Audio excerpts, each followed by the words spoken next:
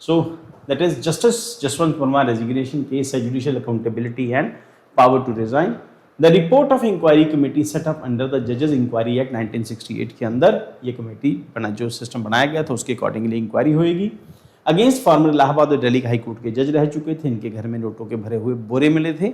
अभी तक हम लोगों ने सुना था कि नोटों के सूटकेस मिलते हैं, नोट पेटियों में मिलते हैं या फिर नोट अकाउंट में मिलते हैं, गोल्ड की फॉर्म में मिलते हैं। ये पहले जज हैं इंडिया के जिनके घर में नोट जो है बोरों में मिले, आउट हाउस में मिले, घर के बाहर जो पार्किंग की जगह थी या कबाड़ रखने की जो जगह थी वहाँ पे नोटों के बोरे भर के रखे थे। वो नोटों के बोरे भर के रखे, इसका मतलब ये है कि अमाउंट बहुत ह्यूज होएगी। इनकी किस्मत खराब कि उसमें आग लग गई, फायर ब्रिगेड आया, उनको नोट मिले जले हुए, फिर वो पहले न्यूज़ टीवी पे आ गया, फिर उसको हटा दिया गया, फिर कहा नहीं जी वो नोट नहीं थे, फिर पता चला कि नोट थे, इनके घर से ही मिले थे। तो अल्टीमेटली जब ज़्यादा उठा तो ट्रांसफ़र कर दिया गया। इलाहाबाद हाई कोर्ट ने इनको एक्सेप्ट करने से मना कर दिया कि हमारे यहाँ कोई डस्टबिन नहीं है कि जो भी करप्ट जज होगा आप हमारे यहाँ पे भेज दोगे, इसके ऊपर इंक्वायरी बताओ। फिर इंक्वायरी बनती है, जज साहब अप्रैल में आके 2026 अप्रैल में आके रिज़ाइन कर देते हैं। बावजूद इसके ये पैनल में बने रहे, ठीक, इनका नाम लगातार शो होता रहा, हालांकि रिज़ाइन कर चुके थे।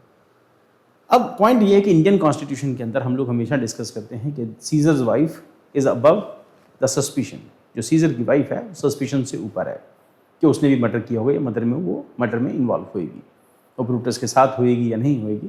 बट ये है कि आपको जब सिस्टम दुनिया में डेवलप होते हैं तो आपको किसी न किसी पर तो बिलीव करना पड़ेगा। ये अपना काम ईमानदारी से करेंगे। नेताओं से हम एक्सपेक्ट नहीं कर सकते कि वो सब चीज़ों को परफेक्टली करेंगे। एटलीस्ट जुडिशरी पर आके थोड़ा बहुत यकीन जो है वो टिकता है कि जुडिशरी अपने काम ठीक से करेगी। जब जजेस के घर में भी इस तरह के नोटों के भरे हुए बोरे मिलेंगे तो फिर लोगों का जुडिशरी पर भी जो विश्वास है वो डोल जाता है। कभी कभी लोग इल्ज़ाम लगाते हैं कि सुप्रीम कोर्ट के जजेस जो हैं वो 5-5 लाख रुपए का जूता पहनते हैं, 5-5 करोड़ रुपए की कारों में घूमते हैं, वो पैसा कहाँ से आता है। खैर जुडिशरी के ऊपर अभी हम लोग नहीं कर सकते ऐसा, तो ठीक है, जो है वो ठीक है। अब ये उनका अपना एथिक्स है, उनको डिसाइड करना है कि कैसे करेंगे, कैसे करना चाहिए, एथिकली क्या सही है और क्या सही नहीं है। केस ओरिजिन होता है मार्च 25 के अंदर। Discovery of partially burn currency notes इनके घर में मिलते हैं, आउट हाउस के अंदर मिलते हैं, ऑफिशियल रेजिडेंस था इनका। Lok Sabha speaker led the Lok Sabha speaker to institute inquiry committee. तो उसके बाद फिर लोकसभा स्पीकर इनके लिए एक इंक्वायरी कमेटी बैठाते हैं कि इनकी जज की चेकिंग करो, क्योंकि इनके रिमूवल का प्रोसेस होगा। और उसके बाद रेजिग्नेशन एंड एडमिनिस्ट्रेटिव एनोमली। अब यहाँ पर जो प्रॉब्लम वो यहाँ से आती है। जस्टिस वर्मा ने रिजाइन कर दिया अप्रैल 9, 2026 के अंदर बिफोर प्रोब कंप्लीशन। हालांकि अभी तक इन्वेस्टिगेशन जांच जो है पूरी नहीं हुई थी।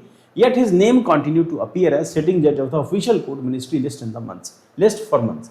तो अभी तक लंबे टाइम तक इनका जो रिकॉर्ड में रहा या फिर वहाँ पर जो ये अपीयर होते रहे एज अ सिटिंग जज ऑफिशियल कोर्ट के अंदर, सिटिंग जज के तौर पर ये शो होते रहे।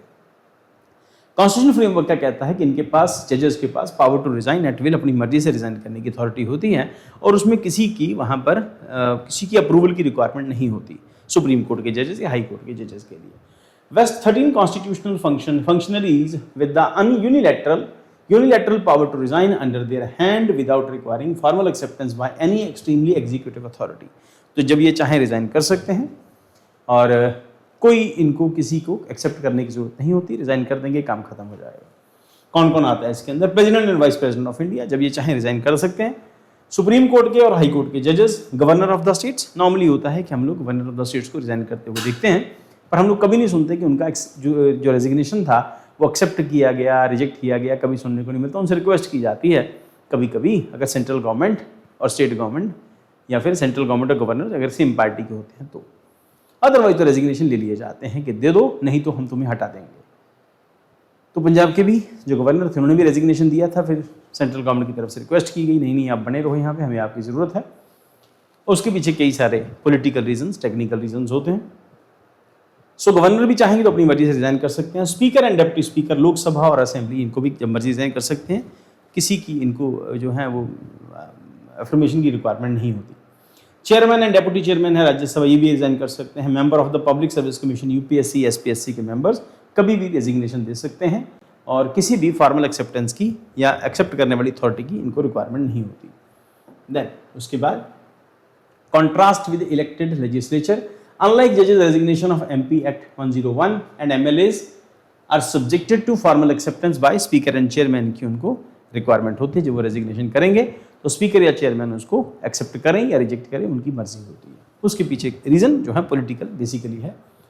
who may reject them if they are not voluntary or genuine। और अगर वॉलंटरी नहीं है, जेन्युइन नहीं है, प्रेशर में दे दिया, जैसे रिसेंटली धर्मेंद्र प्रधान ने आके इस्तीफा दे दिया, तो हो सकता है, पॉसिबिलिटी है कि स्पीकर उसको रिजेक्ट कर दे कि हम आपका रेजिग्नेशन एक्सेप्ट नहीं करते। फिलहाल तो उनका कर लिया गया। चलो आगे। Rationale of resign at will acts as essential structural safeguard to judicial independence, preventing judges from being coerced into remaining in office under executive or political pressure। Landmark president union of India versus Gopal Chandra Mishra 1978 case था इसके अंदर। 5 judges constitutional bench holding the Supreme Court unanimously affirmed that High Court or Supreme Court judges resignation takes effect automatically upon writing underhand operating ex proprio vigore by its own force without needing external presidential assent। तो कुल मिला के provision यही कहता है कि president के ascent की रिक्वायरमेंट नहीं है और ये खुद से रेजिग्नेशन दे सकते हैं, इनके ऊपर कोई अथॉरिटी नहीं होगी जो उनका रेजिग्नेशन एक्सेप्ट करेगी। इमीडिएट लीगल इफेक्ट क्या कहता है? The moment a written resignation is delivered to the designated authority the जज instantly ceases to hold constitutional office. जैसे ही उसने रिजाइन किया उसी टाइम से वो कॉन्स्टिट्यूशनल ऑफिस जो है वो कैरी नहीं करेगा, उसी टाइम से हटा हुआ मान लिया जाएगा। देन उसके बाद ध्यान रखना कोई एक्सेप्ट नहीं करेगा इनका, रेजिग्नेशन दे दिया, काम खत्म। Then application to Verma case. Justice Verma cease to a जज ऑन अप्रैल 9, 2026 इटसेल्फ, क्योंकि उस टाइम उन्होंने रेजिग्नेशन दे दिया था। Retaining his name on active sitting जज list of 3 months was legally erroneous. 3 महीने तक रेजिग्नेशन देने के 3 महीने तक, यानी कि अप्रैल, मई, जून, जुलाई तक इनका नाम वहां पर लिस्ट में बना रहा कि ये जज हैं अभी भी। Next, survival of inquiry and accountability loophole क्या कहते हैं? Survival and publication of report resignation does not prevent laying the report before parliament. अगर रेजिग्नेशन दे भी देंगे, पार्लियामेंट के अंदर जो जजेस इंक्वायरी कमेटी जो बनेगी वो अपनी रिपोर्ट वो देगी यहाँ पे। The public hold the legitimate right to know the findings regarding the misbehaviour of sitting जज, क्योंकि जजेस को हटाने का एक ही प्रोसेस है कि जज ने या तो मिसबिहेव किया हो या इनकैपेसिटी हो, दोनों में से कोई एक रीजन हो सकता है। अब मिसबिहेव इनकैपेसिटी की डेफिनेशन वहाँ पे कोई नहीं है, मान ला यही जाएगा कि वो कहीं करप्शन में इधर उधर पकड़े गए तो इस वजह से उनको हटा दिया गया है। अगर इंक्वायरी कमेटी ये कहती है कि जज ने ऐसा किया है या रिपोर्ट जो आ जाती है, उसके बाद जज के ऊपर जो एक्शन होना वो एक अलग एस्पेक्ट है, बट यहाँ पर हमारा सब्जेक्ट जो है वो दूसरा है। सो अब जनता को भी जानने का राइट है कि जज ने क्या किया था। Statutory duty under the 1968 act mandate report publication. उसके बाद रिपोर्ट पब्लिश होनी चाहिए कि जज ने क्या किया था। द रेजिग्नेशन लूपहोल क्या कहते हैं? मोशन लैप्सेस सिंस द जज resigned he no longer hold the office and can not be removed. अगर जज ने खुद से रेजिग्नेशन दे दिया है तो रिमूवल का प्रोसेस नहीं होगा। Then section 6 barrier under section 6 of the जजेस inquiry act 1968 the report is discussed along with the removal motion. तो रिपोर्ट को डिस्कस किया जाएगा रिमूवल मोशन के साथ। If motion lapses parliament can not formally vote or in discuss the report finding. तो अगर ये मोशन जो है, क्योंकि जज को हटाने के लिए मोशन लेके आते हैं, और अगर ये मोशन फेल हो जाता है फिर उसके ऊपर कोई एक्शन नहीं होगा, मतलब पार्लियामेंट में उसके ऊपर डिस्कशन नहीं होगा। एज वी हैव डिस्कस कि जजेस के ऊपर नॉर्मली ऐसा रिमूव किया नहीं गया, जजेस ने खुद ही रिजाइन कर दी, जिस के ऊपर भी चार्जेस लगे थे या जिन के ऊपर की इंक्वायरी शुरू होनी थी। प्रपोज्ड कॉन्स्टिट्यूशनल रिफॉर्म, क्योंकि कल को फिर ये बता सकते हैं ना अगली जनरेशन को कि जज साहब ने रिजाइन कर दिया था क्योंकि जुडिशरी में बहुत करप्शन हो गई थी, है ना। जैसा ये थोड़ी कहेंगे कि खुद पकड़े गए थे, नोटों के बोरे पकड़े गए थे, तो खुद ही कहने कि रिजाइन किया था, सिस्टम पसंद नहीं आया मेरे को, मैंने रिजाइन कर दिया। कंडीशनल एक्सेप्टेंस क्या है? During removal probe amend article 124(2)(a) to 17(1)(a) and that a जज is facing active removal proceeding under the 1968 act can not resign at will, resignation must be subject to the formal acceptance. अगर जज के ऊपर inquiry बढ़ गई है, जज की कैसी इंक्वायरी हो रही है, तो उस केस में प्रोविजन अब ये कह रहे हैं कि डिमांड है कि ऐसा करना चाहिए कि जज का रिमूवल एक्सेप्ट नहीं होना चाहिए जब तक उसके ऊपर इंक्वायरी कंप्लीट नहीं हो जाती। फिर उसकी रिपोर्ट आए, फिर कहा जाएगा कि जज को रिमूव किया गया था क्योंकि जज ने मिसबिहेवियर किया था या इनकैपेसिटी थी। यहाँ पे करप्शन वर्ड मेंशन नहीं है, प्रूव्ड मिसबिहेवियर एंड इनकैपेसिटी है।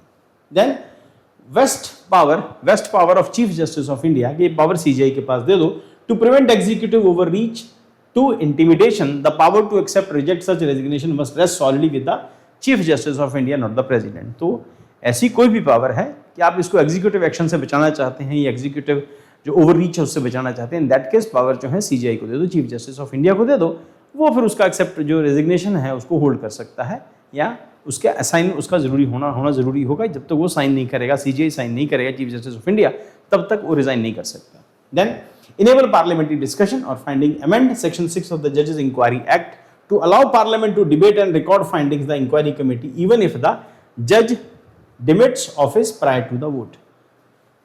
तो ये भी एक प्रोविजन हो सकता है। तो कुल मिला के अभी हम लोग यही समझ रहे हैं कि इंडिया में जजेस का जो स्टेटस है या सुप्रीम कोर्ट को जो अथॉरिटी दी, अब यहाँ पर हम लोग कई बार जो अपने जो क्लासरूम सेक्शन है उसमें डिस्कस करते हैं कि इंडिया में क्या कॉन्स्टिट्यूशनल सुप्रीमेसी है या जुडिशियल सुप्रीमेसी है, क्योंकि बार बार सुप्रीम कोर्ट को ही हम लोग एक्टिव देखते हैं या कोर्ट्स को ही एक्टिव देखते हैं। वो बार बार गवर्नमेंट को डायरेक्शन देते हैं, एग्जीक्यूटिव को डायरेक्शन देते हैं, और रिसेंटली तो उन्होंने प्रेसिडेंट को डायरेक्शन दे दी थी कि 3 महीने के अंदर अंदर आपको बिल के ऊपर साइन करना है, जिसके लिए वो ऑथोराइज्ड भी नहीं है। सुप्रीम कोर्ट वो काम कर रहा है कि सुप्रीम कोर्ट ने खुद ही एक्सेप्ट किया हम इसके लिए ऑथोराइज नहीं है, हम इंस्ट्रक्शन नहीं दे सकते। स्टिल सुप्रीम कोर्ट ये करता है। बट पॉइंट ये कि जब उसके अपने ऊपर जब क्वेश्चन मार्क आते हैं तो सुप्रीम कोर्ट अपने आप को एकदम क्लियर बता देता है, नहीं हमारे यहाँ कोई जज करप्ट नहीं है, जज भी इंसान है, इंडिया में पैदा हुए हैं, वो ब्रह्मा के अवतार थोड़ी हैं कि ऊपर से नीचे उतर के आए तो करप्शन करेंगे नहीं। वो भी इंसान हैं, इंडियन सिस्टम के अंदर वो भी रहते हैं, इसी सोशल सिस्टम के अंदर सर्वाइव करते हैं, उनको भी अपने बच्चे सेटल करने हैं, उनको भी घूमने फिरने जाना है, करोड़ों रुपये के केसेस देखते हैं, है ना, थोड़ा बहुत क्विड प्रो को भी होता है, बट वो सामने नहीं आता। मान लिया जाता है कि जजेस जो अपना काम ईमानदारी से करेंगे। कुछ जज करप्ट होते हैं, सारे नहीं, बहुत थोड़े में कुछ जज करप्ट हो सकते हैं। आटे में नमक, नॉर्मली जजेस ईमानदार ही होते हैं, कुछ जजेस करप्ट हो सकते हैं। तो जजेस are not above the suspicion ना।